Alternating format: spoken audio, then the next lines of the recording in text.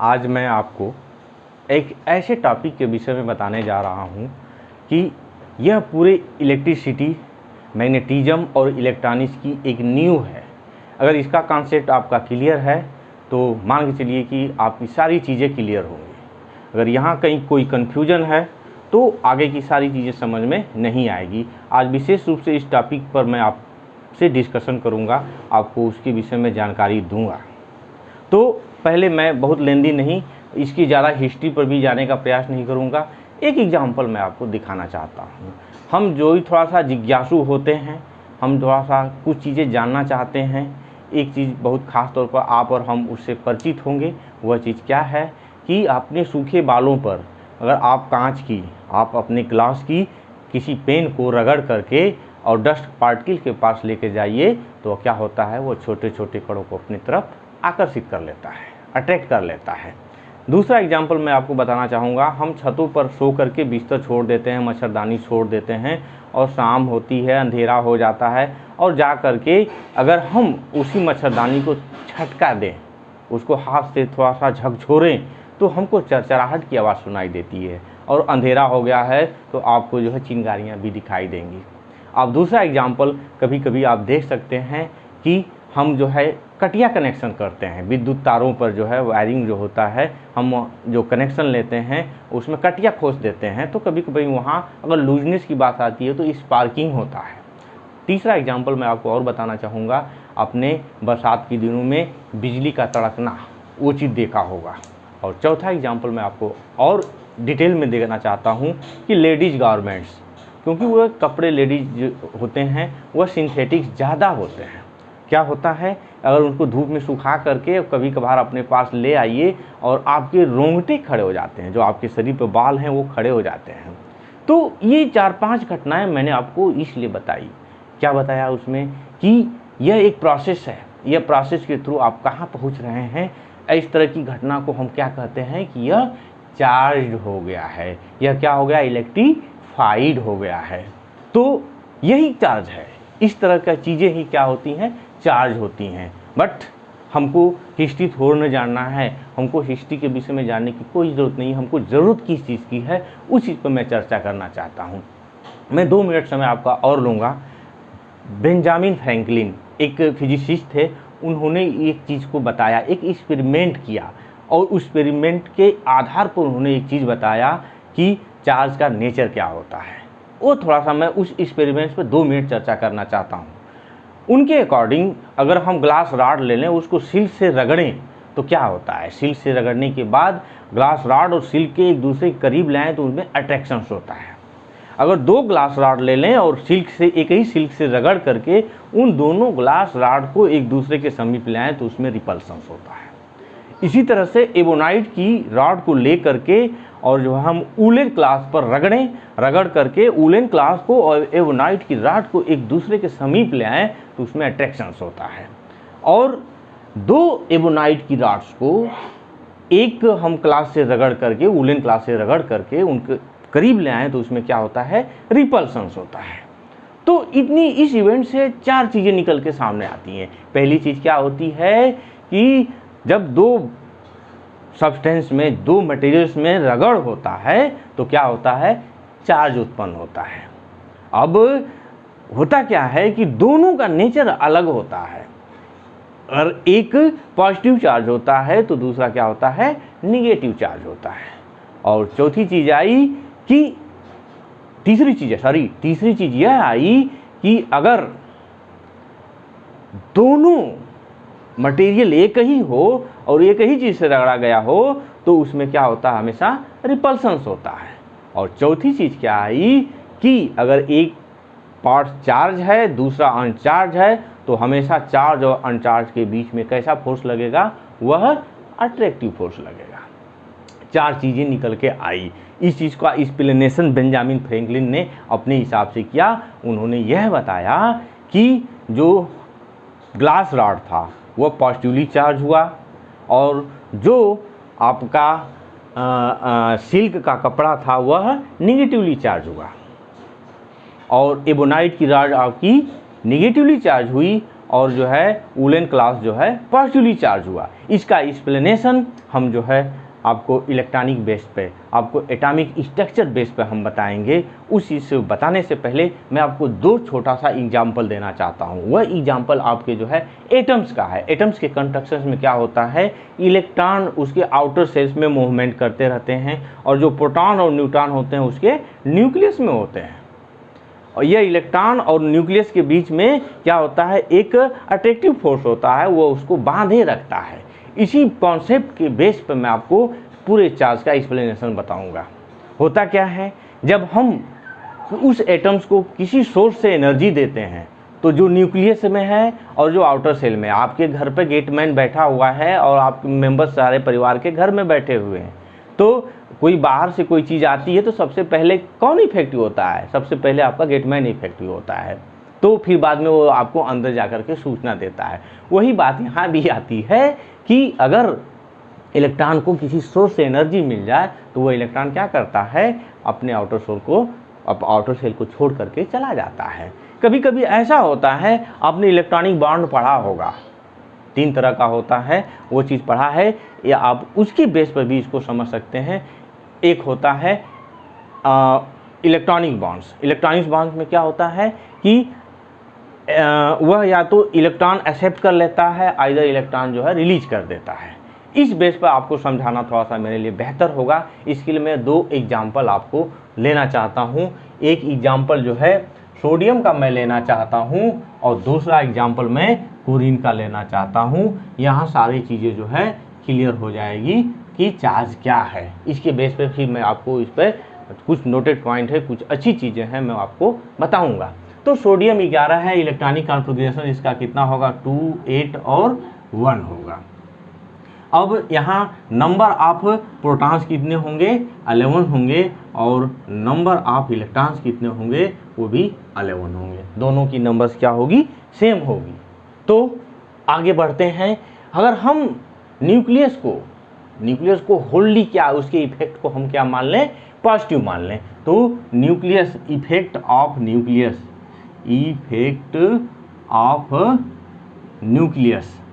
क्या होगा, यहाँ पर +11 मान लें, और इफेक्ट ऑफ इलेक्ट्रॉन्स क्या मान लें, उसको हम लोग -11 मान लें, और सम निकालें। इसका सम निकालेंगे तो क्या आएगा, 0 आएगा। वह क्या बताएगा, यह न्यूट्रल है। क्या है, यह न्यूट्रल है।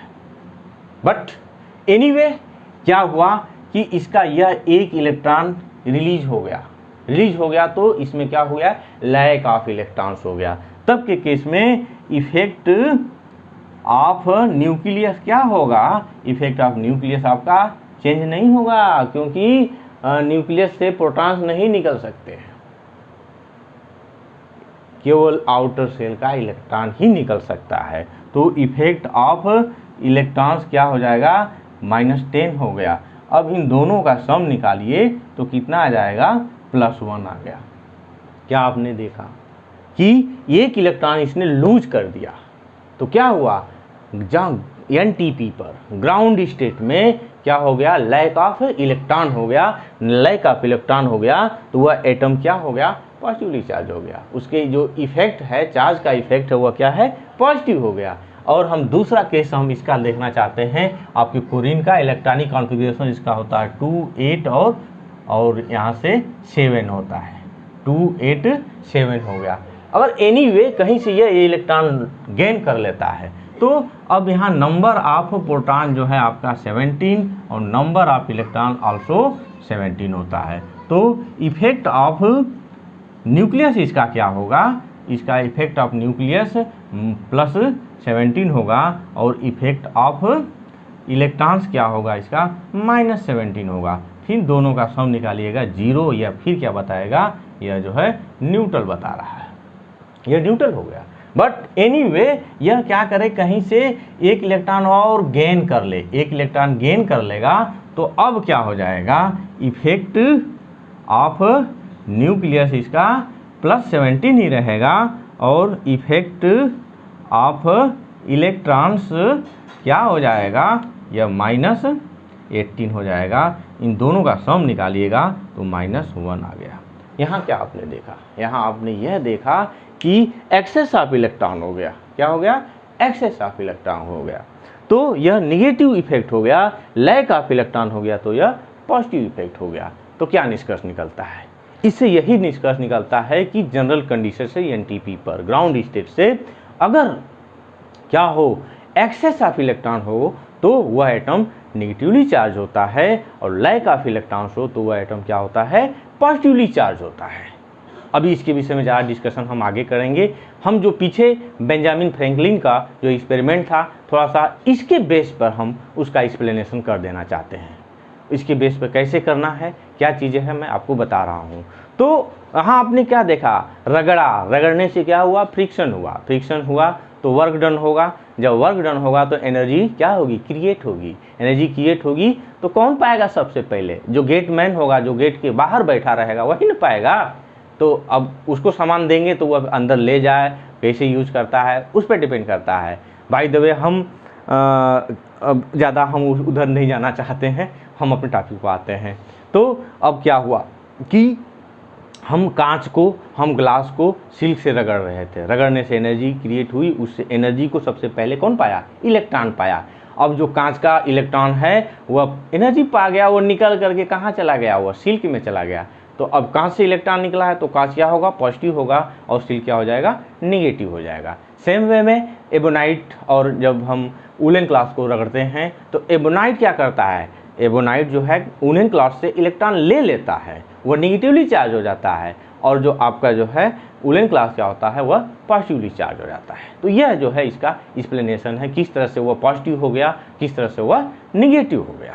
अब हम आगे बढ़ते हैं। कुछ बेसिक प्रॉपर्टीज़ हैं, चार्ज की कुछ बेसिक प्रॉपर्टीज़ हैं जो आपके एमसीक्यू के लिए बहुत ही इम्पॉर्टेंट है। वह आप थोड़ा सा उस पर मैं आपका आउटलाइन थोड़ा सा दे देना चाहता हूँ, वह चीज़ थोड़ा सा देख लीजिए।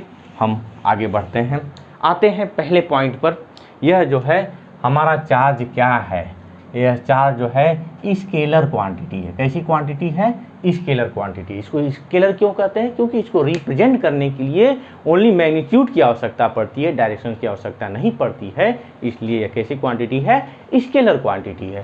अब दूसरे पॉइंट पर मैं चर्चा करना चाहता हूँ। यह चार्ज 2 टाइप्स का होता है। कौन कौन होता है? पहला जो है आपका पॉजिटिव चार्ज होता है। कब पॉजिटिव होता है? यह जब है क्या होता है? लैक ऑफ इलेक्ट्रॉन, उसको हम क्या कहते हैं? लैक ऑफ इलेक्ट्रॉन्स होता है, तब यह क्या होता है? पॉजिटिव चार्ज होता है। और दूसरा पॉइंट इसका आता है निगेटिव। कब निगेटिव होता है? निगेटिव जब है इसमें एक्सेस ऑफ इलेक्ट्रॉन्स होते हैं, तब यह क्या होता है? निगेटिव चार्ज होता है। ठीक है, अगर दोनों न तो पॉजिटिव है न तो निगेटिव है तो उसका मतलब न तो यह लॉस किया है न तो गेन किया है। अब इसका तीसरा पॉइंट आता है कि तीसरा पॉइंट क्या है कि यह एक ऐसी क्वांटिटी है जो कि डेरिवेटिव क्वांटिटी है। यह जो है फंडामेंटल क्वांटिटी नहीं है। कैसी क्वांटिटी है? डेरिवेटिव है। डेरिवेटिव मैं इसको क्यों कह रहा हूँ? अगर हम करंट और टाइम के विषय में जाने तो हमारा होता है Q = I × T, where I क्या है? करंट है। करंट क्या है? फंडामेंटल क्वांटिटी है। टाइम क्या है आपका? वो भी फंडामेंटल क्वांटिटी है। तो हम देख रहे हैं कि 2 फंडामेंटल क्वांटिटी से यह मिल करके जो है चार्ज हमारा आ रहा है, इसलिए यह क्या है? डेरिवेटिव है। बात क्लियर हुई? अब हम चौथे पॉइंट पर चलते हैं। चौथा पॉइंट क्या कहता है? चौथा पॉइंट यह कहता है कि इसका डायमेंशन फार्मूला। तो डायमेंशन फार्मूला किस पर आधारित होगा? अब जो इसका चार्ज का फार्मूला होगा उसी पर आधारित होगा। तो चार्ज में कौन कौन है? फंडामेंटल फिजिकल क्वांटिटी पर जो पावर्स लगते हैं, जो उसके लिए सिंबल होते हैं, उसी का यूज करके हम क्या देखते हैं? वह उसका डायमेंशन फार्मूला बनता है। तो इसका डायमेंशन फार्मूला कितना हो जाएगा? इसका डायमेंशन फार्मूला इसका होता है क्या? करंट के लिए क्या लिखते हैं? करंट के लिए A लिखते हैं, तो यह A हो गया। और टाइम के लिए क्या लिखते हैं? T लिखते हैं। यह इसका डायमेंशन फार्मूला हो गया। अब हम 5वें पॉइंट पर आते हैं। 5वां पॉइंट क्या कह रहा है? 5वां पॉइंट कह कहता है कि चार्ज क्या है? क्वांटाइज चार्ज क्या होता है, क्वांटाइज होता है। यानी कि इसका कहने का मतलब क्या है, क्वांटाइज होने का मतलब कि अभी आपने देखा इलेक्ट्रॉन्स नेचुरल नंबर के रूप में निकलते हैं, चाहे नेचुरल नंबर के रूप में गेन होते हैं, वह फ्रैक्शंस के रूप में कभी निकलते हैं और कभी गेन नहीं होते हैं। जितने भी इलेक्ट्रॉन्स हैं हमेशा नेचुरल नंबर के रूप में या तो लूज होंगे, आइदर जो है गेन होते हैं। तो एक फंडामेंटल वैल्यू होती है चार्ज की, एक फंडामेंटल वैल्यू होती है जिसको हम क्वांटाइज वैल्यू कहते हैं। वह कितना होता है, E0 होता है, उसकी वैल्यू 1.6 × 10⁻⁻19 कूलाम होती है। हाँ, तो अगर मान लेते हैं कि यन इलेक्ट्रॉन इसने क्या किया है, लूज किया है। जब यन इलेक्ट्रॉन लूज किया है तो Q = कितना हो जाएगा, यन E0 हो जाएगा, क्योंकि एक इलेक्ट्रॉन पर कितना चार्ज है, 1.6 × 10⁻⁻19 है। अगर लूज किया है तो वह पॉजिटिव होगा, अगर यही क्या किया है, गेन किया है, तो यह क्या हो जाएगा, निगेटिव हो जाएगा। तो फाइनली इसको हम लिखना चाहें तो लिख सकते हैं Q ± यन E0। यन की वैल्यू मालूम होगी, E की वैल्यू मालूम होगी, उसको हम सब्स्टिट्यूट करके और क्या करेंगे, चार्ज की वैल्यू ज्ञात कर लेंगे। हमेशा यह क्या होना चाहिए, यन की वैल्यू नेचुरल नंबर होनी चाहिए। बात किया, क्लियर हो गया। अब हम आगे बढ़ते हैं, इसकी यूनिट्स पर चर्चा करते हैं। और छठवां पॉइंट है यूनिट्स, इसकी यूनिट्स पर चर्चा करते हैं। तो इसकी यूनिट्स दो तरह से निकाली जाती है, क्या, SI यूनिट्स। तो SI यूनिट में हम देख रहे हैं फार्मूला से कि Q = I × T, या I का जो है यूनिट्स क्या होता है, एम्पियर होता है। I जो है एम्पियर होता है और T कितना होता है, सेकंड होता है। T सेकंड है। इसी चीज़ को हम लोग क्या कहते हैं, कूलाम्ब कहते हैं।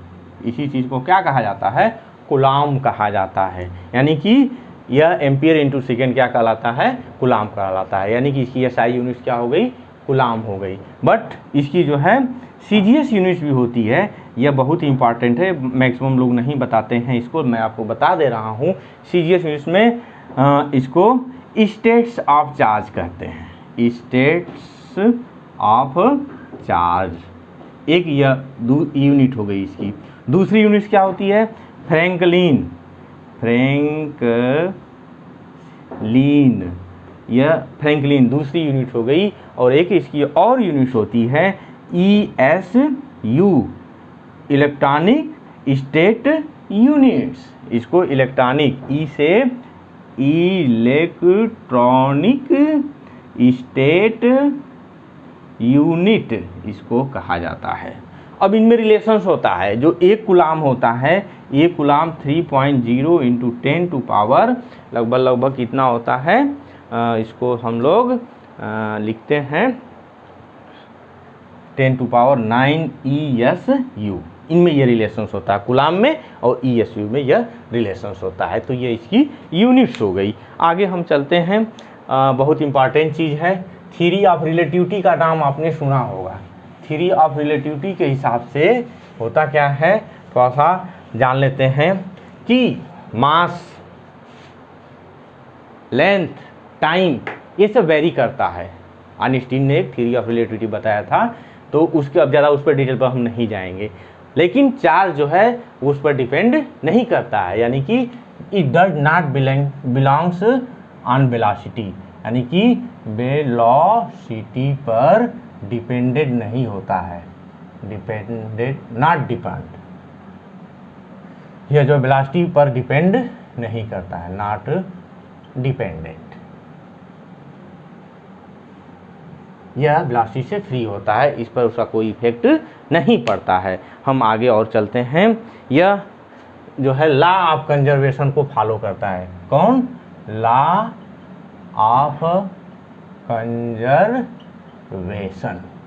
क्या कहता है, law of conservation, the charge neither created not destroyed. जैसे एनर्जी का लॉ ऑफ कंजर्वेशन होता है, वैसे चार्ज भी कंजर्व करता है। आगे चलते हैं, किसी भी वस्तु का धनात्मक अथवा ऋणात्मक होना क्या मायने रखता है, यही चीज़ मायने रखता है। अगर वह धनात्मक है यानी कि पॉजिटिवली चार्ज है, तो इसका मतलब यह हुआ कि उस पर लैक ऑफ इलेक्ट्रॉन है, और अगर ऋणात्मक है, आइदर निगेटिव है, तो एक्सेस ऑफ इलेक्ट्रॉन्स है। ठीक है, तो अब इसको तो हमने पहले ही चर्चा कर ही दिया था।